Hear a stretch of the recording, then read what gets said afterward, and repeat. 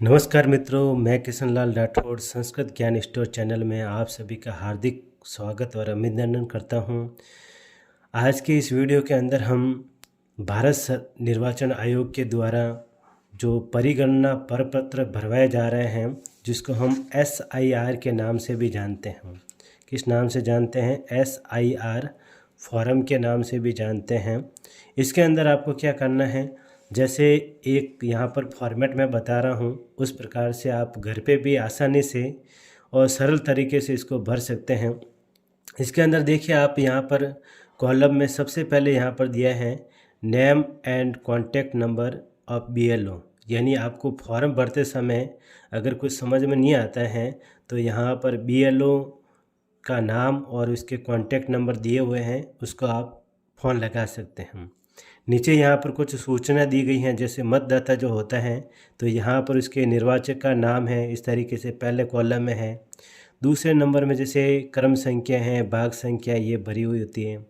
तीसरे नंबर में यहाँ पे बार कोड होता है और चौथे नंबर में जो मतदाता है उसका फ़ोटो, और पाँचवें में यहाँ पर है वर्तमान फ़ोटो है, आपको यहाँ पर चिपकानी है। क्या करना है? वर्तमान फ़ोटो यहाँ पर आपको चिपकानी है। इसके अंदर आपको कुछ चीज़ों का ध्यान रखना है।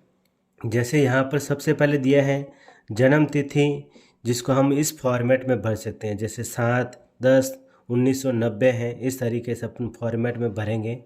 जन्म तिथि है आपके, जैसे आधार कार्ड में आपके लिखी रहती हैं, 10वीं की मार्कशीट में आपके लिखी रहती हैं, इस तरीके से आपकी जो जन्म तिथि है उसको यहाँ पर इस फॉर्मेट में भरना है।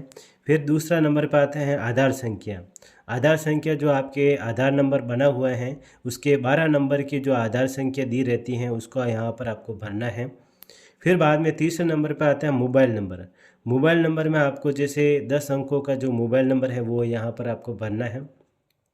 फिर बाद में अगला आता है यहाँ पे पिता या अभिभावक का नाम, यानी जो मतदाता यहाँ पर एक नंबर में जो मतदाता हैं, चाहे वो पुरुष हैं या स्त्री हैं, तो यहाँ पर उसके मतदाता के पिता का नाम आ जाएगा। चाहे भले वो औरत हैं या पुरुष हैं तो उसके पिता का नाम यहाँ पर आएगा। ठीक है। फिर बाद में है यहाँ पर पिता या अभिभावक के इपिक नंबर हैं, तो इस फॉर्मेट में आपको जैसे वोटर ID बना होता है उस पर यहाँ पर जो दाएं और यहाँ पर अंकित रहता है वो यहाँ पर आपको लिखना है। वर्तमान में जो आपको प्राप्त है नंबर वही यहाँ पर लिखना है। फिर बाद में आता है माता का नाम। तो माता के नाम में जो भी पुरुष या महिला जो मतदाता हैं उसकी माता का नाम यहाँ पर आ जाएगा। फिर माता का इपिक नंबर है, यदि उपलब्ध है तो यहाँ पर माता का इपिक नंबर आपको लिख देना है, जैसे वोटर ID में लिखा रहता है। ये भी आपको वर्तमान में है, अगर संशोधित होके आया है तो यहाँ पर वर्तमान में आपको वही लिखना है, नहीं तो जो आपके शुरू से चल रहे हैं वही यहाँ पर आपकी पहचान संख्या या वोटर नंबर ID जो इपिक नंबर यहाँ पर भर देना है। जो आप कहेंगे सर ये कहाँ पर भरा होता है, तो जो वोटर ID होती हैं उस वोटर ID के राइट हैंड साइड में, यानी दाएं और ये संख्या यहाँ पर लिखी रहती हैं।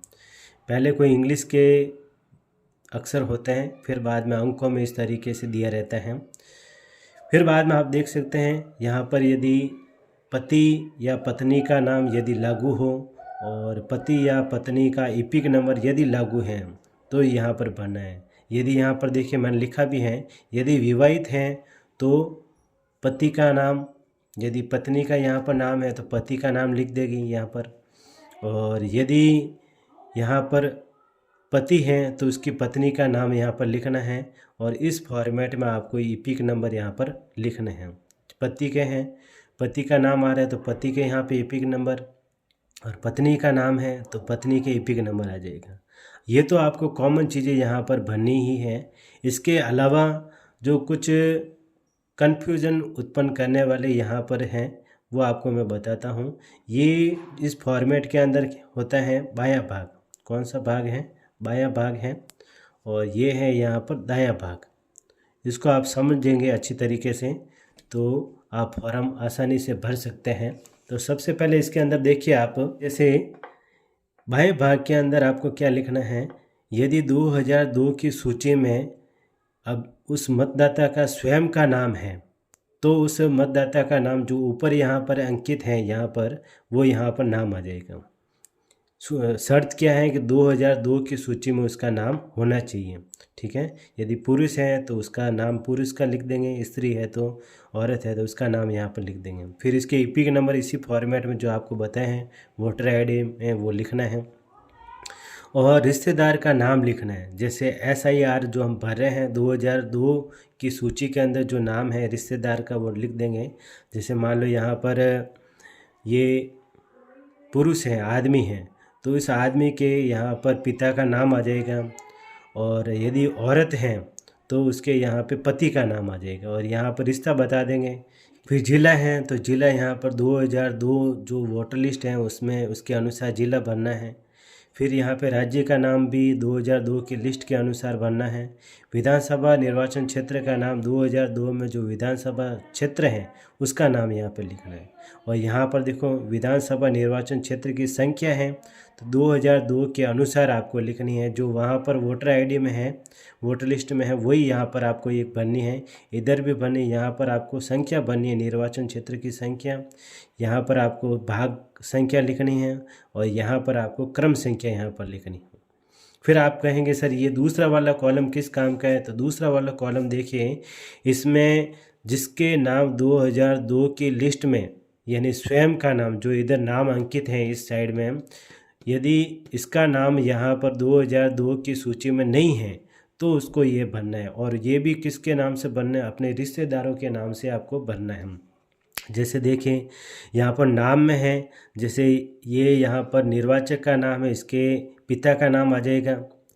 पिता मान लो जैसे नहीं है तो यहाँ पे माता का नाम आ जाएगा। और मान लो यदि माता और पिता वर्तमान में दोनों ही नहीं हैं तो उसके रिश्तेदार का विवरण देना है जिसका 2002 की लिस्ट में यानी उसके सूची में नाम है, ठीक है। फिर बाद में इसके ईपिक नंबर आपको लिख देना है, ठीक है ना। पिता है तो पिता के, माता है तो माता के, और कोई रिश्तेदार है तो रिश्तेदार के ईपिक नंबर आपको लिखना है। फिर रिश्तेदार का नाम है, मान लो जैसे यहाँ पे पिता आ गया तो यहाँ पे पिता लिखा है तो यहाँ पे दादा का नाम आएगा। और यदि माता का है, माता का आप नाम लिख रहे हैं इधर, तो माता के यानी यहाँ पे माता के पति का नाम यहाँ पर आ जाएगा, ठीक है। और रिश्तेदार है तो रिश्तेदार आज हैं तो उसके यहाँ पे पिता का नाम आ जाएगा। और यदि महिला है तो उसके यहाँ पे पति का नाम आ जाएगा, ठीक है। और फिर बाद में यहाँ पर आपको रिश्ते का नाम लिखना है, मतलब रिश्ते का नाम यानी ये यहाँ पर ये व्यक्ति हैं इधर, इस व्यक्ति के पिता ये हैं और इसके पिता हैं, यहाँ पर ये नाम आ गए तो इसके ये क्या लगते हैं, तो पिता लगते हैं तो यहाँ पिता आ जाएंगे। और यदि माता का नाम लिख रहे हैं तो माता के नाम के साथ में यहाँ पिता का नाम है तो यहाँ पे पति लिख देंगे, ठीक है। और रिश्तेदार का नाम है तो रिश्तेदार में जो भी आप यहाँ पे रिश्ता दर्शा रहे जिसका नाम यहाँ पे लिखा है तो उसका यहाँ पे रिश्ता बता देंगे, ठीक है। फिर यहाँ पर भी आपको जिला है तो जिले में आपके 2002 की सूची में जो जिला है वो लिखना है। फिर राज्य का नाम 2002 की वोटर लिस्ट के अनुसार।